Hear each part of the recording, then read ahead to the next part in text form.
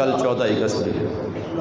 آج نوجوانوں نے سمجھا کہ باجے بجا لیں، بومپو بجا لیں، ون ویلنگ کر لیں، تالیاں بجا لیں، سارے قرضے ادا ہو گئے۔ کیسے نادانو، کیسے کہہ لیں غلط رستے پر تم چل نکلے ہو۔ کس نے تمہیں یہ باجے پکڑا دیے اور کس نے تمہیں یہ بومپو پکڑا دیے؟ کیا تم ان شہیدوں کے لہو کا قرض ادا کر چکے ہو؟ 10 لاکھ مسلمانوں کا لہو تم نے وہ قرض ادا کر دیا کہ اب تمہیں باجے اور بومپو مل گئے ہیں۔ میں نے پڑھا 8 سید شہزادیاں، حضور کے خاندان کی 8 بچیاں گرفتار ہوئیں، پتہ نہیں کتنی جگہ کیمپوں میں دھکے کھائے، پاکستان میں پہنچی، اور ایک کیمپ میں آدھی رات کے وقت کچھ قیدیوں کو ڈھونڈنے کے لیے لوگ آئے تو ان سید زادیوں کی کلائیوں پر ہندو عورتوں کے نام لکھے ہوئے تھے۔ سید خاندان کی شہزادیاں اور کلائیوں کے اوپر ہندو عورتوں کے نام لکھے ہوئے تھے۔ چیخیں نکل گئی لوگوں کی کہ یہ کیا ظلم ہوا۔ ان بچیوں کے آنسو تو رو رو کے خشک ہو چکے تھے۔ پوچھا کہ شہزادیوں تمہارے ساتھ یہ کیا ظلم ہوا؟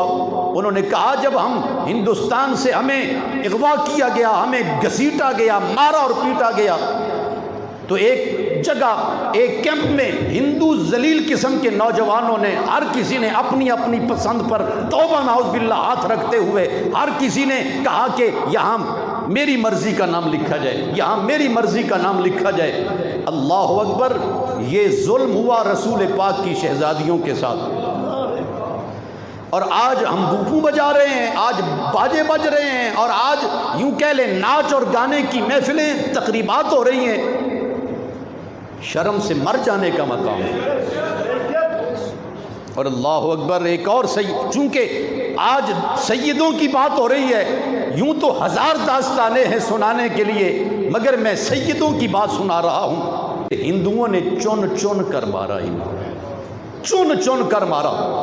جلندر میں جب عید کا دن آیا، میں آج پڑھ رہا تھا کہ 14 اگست جب آئی تو رمضان کی 27ویں شب تھی، 27ویں شب تھی اور جمعرات کا دن تھا، اگلا دن جمعہ تھا، اگلا دن جمعہ تھا۔ اللہ اکبر، جمعہ تو پڑھنے کی کیا کسی کو ہوش تھی؟ ہر طرف لاشیں ہی لاشیں، مشکل سے اپنے عزیزوں کی لاشوں کو سمیٹا۔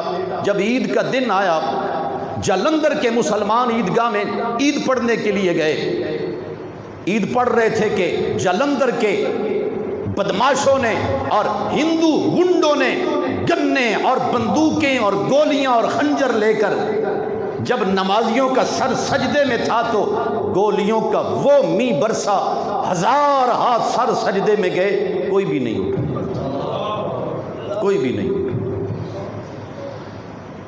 جو زخمی اٹھے انہیں خنجروں کے ساتھ ٹکڑے کر دیا گیا، اور پھر ان کے گھروں میں جا کے ان کی بہنوں کو، ان کی ماؤں کو، ان کی بیٹیوں کو، ان کے اہل خانہ کو بالوں سے پکڑ کے گھسیٹ کے اب جشن مناؤ آگے، بڑا تمہیں پاکستان کا شوق چڑھا ہوا تھا، اب دیکھو اپنے عزیزوں کی لاشوں کو، اب بھنگڑے ڈالو۔ بے غیرت لوگوں نے ان کے کپڑے بھی پھاڑ دیے۔ میں سوال کرتا ہوں اپنی ملت کے جوانوں سے، کیا جواز ہے ہمارے پاس بومبو بجانے کا؟ جب ہماری بہنوں کے سامنے ان کے بھائیوں کی لاشوں کے ٹکڑے کیے جا رہے تھے، ان کے بچوں کو کاٹا جا رہا تھا، اور ان کو یوں کہہ لیں وہاں ناچ کے لیے مجبور کیا جا رہا تھا، ان کے گریبان پھاڑے جا رہے تھے۔ یہ تو خون کے آنسو رونے کا وقت ہے۔ کیا خیال ہے؟ ہم سے شعور بھی چھین لیا گیا، ہم سے شعور بھی چھین لیا گیا۔ ایک اور دکھ کی بات سنا دوں، ہم نے کوئی تھوڑی قیمت ادا کی ہے اس وطن کے لیے؟ 20 لاکھ جانوں کا نذرانہ دیا، اور آج قومی اداروں میں قومی زبان نظر ہی کوئی نہیں آتی۔ قومی زبان کیا ہے؟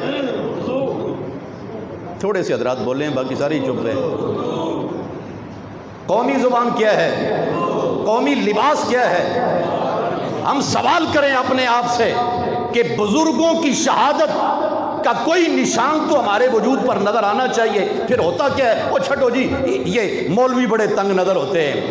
خدا کے بندو، ہمارا قومی لباس ہے، ہماری شناخت، ہماری ایک پہچان ہے. قومی اداروں پر وہ لوگ مسلط ہوئے جنہوں نے ہم سے شعور بھی چھین لیا، شعور بھی چھین لیا. پاکستان کی پیشانی پر لا الہ الا اللہ محمد الرسول اللہ لکھا ہوا ہے، باہر جامع رسولیہ شرازیہ لکھا ہے، اور اندر شراب فروخت ہو رہی ہو تو لوگ حیرت سے نہیں تکیں گے کہ یہ کیا ہو رہا ہے یہاں پر.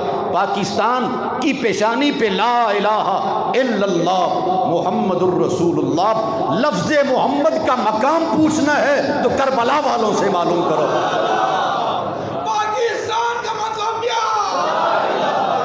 توجہ ٹائم کوئی نہیں. اور آج بڑے بڑے سیاستدان اس وطن کو لوٹ رہے ہیں، بڑے بڑے سیاستدان لوٹ رہے ہیں. جب سیاست میں نہیں آئے تھے ان کو پوچھتا کوئی نہیں تھا، اور آج وہ چیمپئن بنے ہوئے، آج وہ کھربوں کے مالک ہیں. کیوں؟ کیسے؟ انہوں نے اپنی اس ماں کے، یہ جو وطن ہوتے ہیں نا، وطن ماں ہوتی ہے، انہوں نے اپنی ماں کے زیورات بیچے. ان سیاستدانوں نے اپنی ماں کے کپڑے بیچے ہیں. پیٹرول کی قیمتیں آئے دن بڑھتی رہتی ہیں. ہماری مسلمانی یہ دیکھیں، جب قیمتیں بڑھنے والی ہوتی ہیں سارے پیٹرول پمپ بند ہو جاتے ہیں. ان کو پتہ ہے کہ کل 10 روپے مزید مہنگا بیچیں گے، کروڑوں کما لیں گے چند دنوں میں. یہ دکھ کی بات ہے کہ نہیں؟ 20 لاکھ مسلمانوں کے لہو کی یہ قیمت ہم ادا کر رہے ہیں. آج مشین سے نکلا ہوا دودھ بک رہا ہے، مشین سے نکلا، ہر چیز مشینی تیار ہو رہی ہے، کھوتے بک رہے ہیں یہاں پر. میں کیا کہوں کہ ہم پر کس سوچ کے لوگ مسلط ہیں. اور بھی یاد رکھیں، جو بہت بڑی بڑی بیکریاں ہیں پاکستان میں، بڑی بڑی بیکریاں، وہ سب یہودیوں کی ہیں، یاد رہنا چاہیے آپ کو. اور وہاں مسلمان بہت کم ملازم رکھے گئے ہیں، وہاں قادیانی رکھے گئے ہیں، وہاں ہندو رکھے گئے ہیں، وہاں عیسائی رکھے گئے ہیں. وہ ہمیں حلال کھلائیں، وہ ہمیں حرام کھلائیں. زبان کے چسکے نے ہم سے ہماری غیرت بھی چھین لی ہے.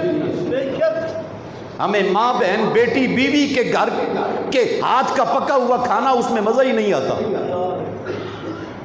سادہ اور حیا والا کھانا جو تبرک ہے کھانا، ہمیں اس میں مزہ ہی نہیں آتا.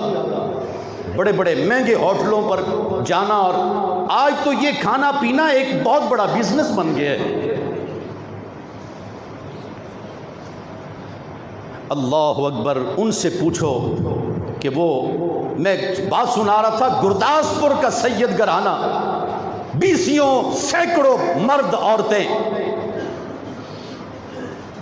بعد سکھ خاندان بھی خاندانی ہوتے ہیں. کئی سکھ بزرگ آئے اس سید گھرانے کے جو بزرگ تھے شاہ صاحب کے پاس کہ شاہ جی یہاں سے چلے جائیں. شاہ صاحب کہنے لگے کہ آج تک تم ہمارے ساتھ رہے ہو، ادھر ہمارے بزرگ نوازتے رہے ہیں، لنگر پہ کھانا تم بھی کھاتے رہے ہو، آج ہمیں تڑیاں لگانے کے لیے آئے ہو، ہمیں مارے گا کون تمہارے سوا؟ سکھ نے کہا ہم آپ کو گرو کا درجہ دیتے ہیں، لیکن ہم اگر نہیں لوٹ رہے آپ کو، ہماری طرف سے ہم آپ کو گرو کی قسم دیتے ہیں، لیکن آس پاس سے جس قدر ضمیر مر چکے ہیں، دلوں کی ضمیر بنجر ہو چکی ہے، ہم کب تک آپ کا دفاع کریں گے؟ برائے کرم آپ چلے جائیں. ایک سید بچہ لکھتا ہے بڑی مشکل سے 3 بیل گاڑیاں ہمیں میسر ہو سکیں جس میں بچے بیٹھ گئے اور عورتیں بیٹھ گئیں، مرد پیدل چلتے رہے، کئی میل پیدل چلے، اور شکر گڑھ سے آگے گرداسپور کا ضلع لگتا ہے. رستے میں کئی مرتبہ سکھوں نے روکا، ہندوؤں نے روکا. وہ جو سکھ خاندان تھا، اس سید خاندان کے بزرگوں کی بڑی نوازشات تھیں ان پر. بہرحال انہوں نے وفا کا حق ادا کیا، وہ ساتھ چلتے آئے. وہ سید بچہ کہتا ہے جب ہمارا گاؤں اوجل ہوا نا ہماری نظروں سے، تو میں اپنی اماں جان کی گود میں تھا، تو میری ماں کی آنکھ سے ایک گرم آنسو گرا میرے رخسار پر، جس کی تپش میں آج بھی محسوس کرتا ہوں۔ وہ سید بچہ کہتا ہے میرے نانا مسجد میں گئے اور مسجد کے ستونوں سے لپٹ کے خوب روئے، اے خانہ خدا ہم نے نمازیں پڑھی یہاں پر، ہم نے اپنے بزرگوں سے قرآن سیکھا، معذرت خواہ ہیں کہ اب رسول پاک کے خاندان کی بچیاں، ان کی عزت ہمیں سلامت نظر نہیں آ رہی، معاف کرنا، ہم جا رہے ہیں یہاں سے۔ میں پھر اپنے نوجوانوں سے پوچھنا چاہتا ہوں کہ ہم نے وہ قرض سارے ادا کر دیے کہ ہمارے پاس اتنا وقت ہے کہ ہم نے باجے پکڑ لیے، ہم نے بوپو پکڑ لیے، نکریں پہن لی ہم نے؟ سیدوں سے پوچھو حضور کا دین کتنا قیمتی ہے۔ بزرگ بابا جی مسجد کے ستونوں سے لپٹ کے چوم رہے ہیں، اذانیں پڑھیں اس مسجد میں جا کے اور نمازیں پڑھیں، بچوں کو لے کے گئے۔